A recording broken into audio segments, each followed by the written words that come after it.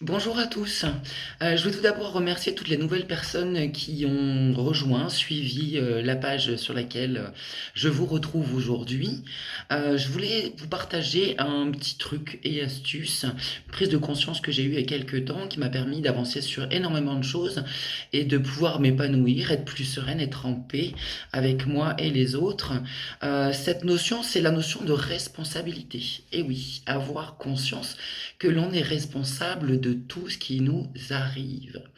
Alors, je ne vais pas dire qu'on est responsable de l'accident de voiture, ça dépend le contexte, hein, on est bien d'accord. Mais on va être responsable à ce moment-là, au moins, de comment on réagit. Comment on réagit à cette situation, comment on se laisse déborder par les émotions ou pas. Et ça, c'est vrai qu'on en est responsable et on a toujours le choix.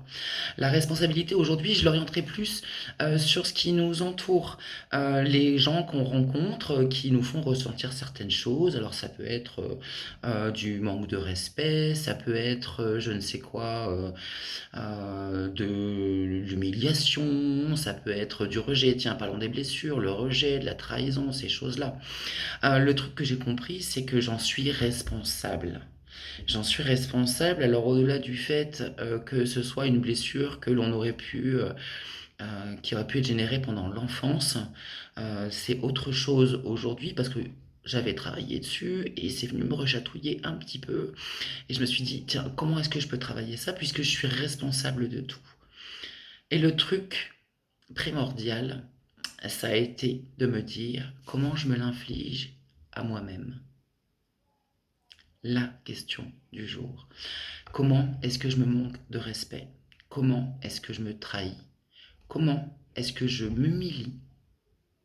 Et c'est vraiment un rapport de soi avec soi et aller en toute conscience, aller regarder ce qui se passe et ce qu'on fait nous avec nous-mêmes, ce qu'on peut se dire, les actions qu'on met en place qui fait que ben on va s'humilier, hein.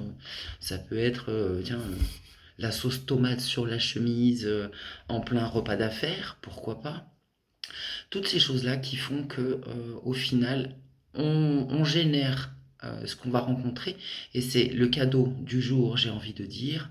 Ce qui se passe à l'extérieur, c'est pour nous ramener vers notre intérieur.